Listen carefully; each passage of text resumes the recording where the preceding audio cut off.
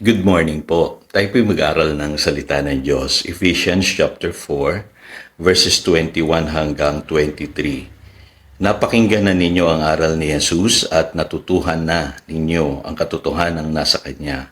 Iwanan na ninyo ang dating pamumuhay, hubarin na ninyo ang inyong dating pagkatao na napapahamak. Dahil sa masasamang pagnanasa, magbago na kayo ng diwa at pag-iisip.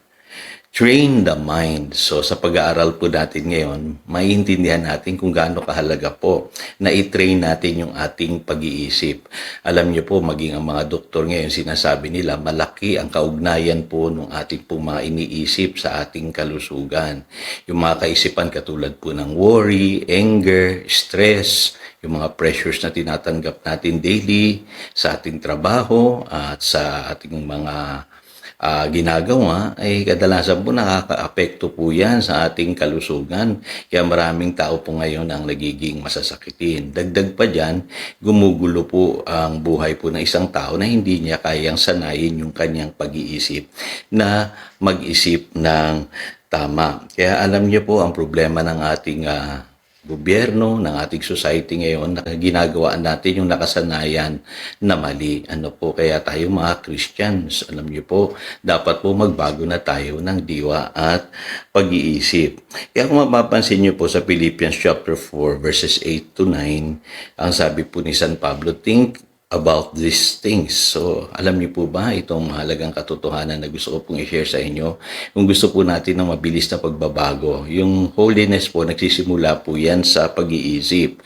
Ano po? Kailangan po, kung mag-iisip po tayo, ay nasasang-ayon po sa katotohanan, kagalang-galang, ano po, matuwid, malinis, ano po, sabi ng Biblia, yung pong maganda, yung excellent, yung po kapuri-puri.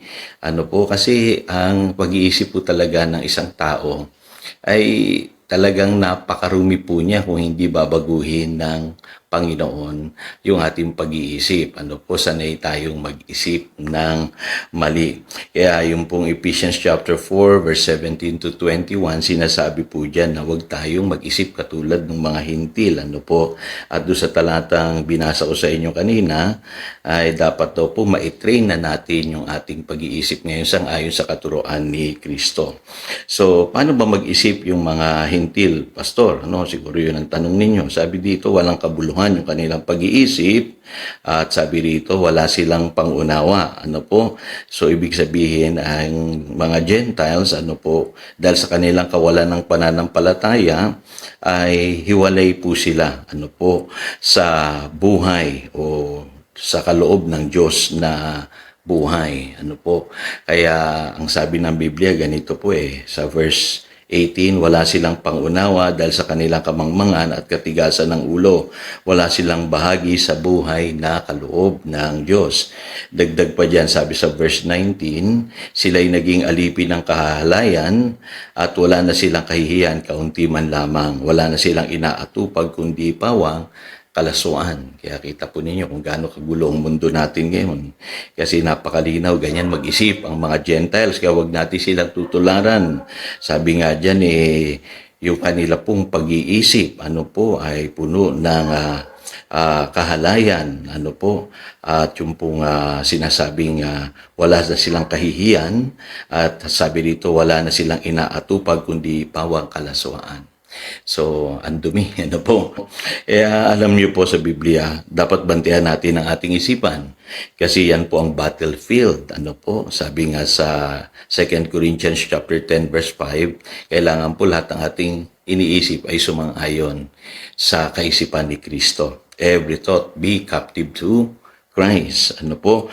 At alam niyo po, sabi sa Psalm 139 verse 23, search me, O God, and know my thoughts. Dapat po araw-araw ay hinihingi natin sa Diyos na linisin yung ating pag-iisip. Kung hindi po ay madadala po tayo ng mga nasa sanlibutan. Ano po?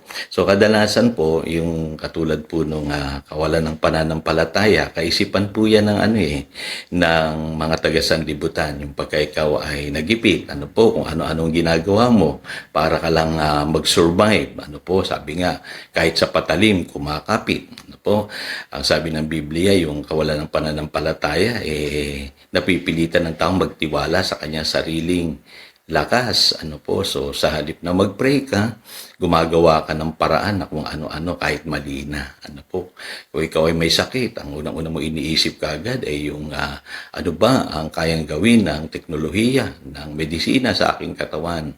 Sa halip na ikaw ay manalangin muna. Dapat manalangin ka muna, kapatid, bago ka pupunta sa doktor, magpapagamot, hingin mo muna na ang Diyos na ating manggagamot ang magpagaling sa atin. Ano po? At kapag may problema ka sa relationship, pinipilit mong ayusin sa sarili mong kaparaanan. Bibihira po sa atin yung pong nagtitiwala sa karunungan ng Diyos. Kaya alam niyo po, ang gulo talaga ng buhay ng isang tao na hindi nasasanay yung pag-iisip niya. Ano po, lalong-lalo na po sa mga di mananampalataya. Ano po, kaya kung paano tayo makikitungo sa kanila, dapat mas marunong tayo kaysa sa kanila.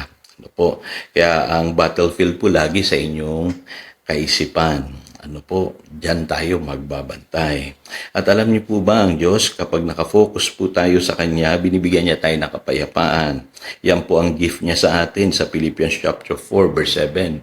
Yung kapayapaan ang siyang magbabantay sa ating mga isipang naguguluhan. Ano po, kaya matuto tayong mag-focus kay Lord. Ano po, magpahinga sa Kanya. Ano po, yung kailangan, be still and know that He is God. Ano po, at kung pagod na po kayo sa kaiisip, ano po, mag-pray kayo at mag-worship. Ano po, yung tinatawag na resting. Ano po, ay mahalaga po yan. Kapag tayo yung ating isipan, ano po, sa presensya ng Diyos. Ano po, and then feed on the Word of God.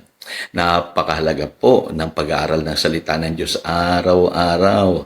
Ano po, para pong gamot po yan sa maduming isipan. Ano po, nasasanay tayong mag-isip ng tama kapag tayo po ay kumakain ng salita ng Diyos araw-araw. At ang kaloob ng Diyos sa atin, ano po, perfect peace. Ano po, hindi kayang ibigay ng sanlibutan.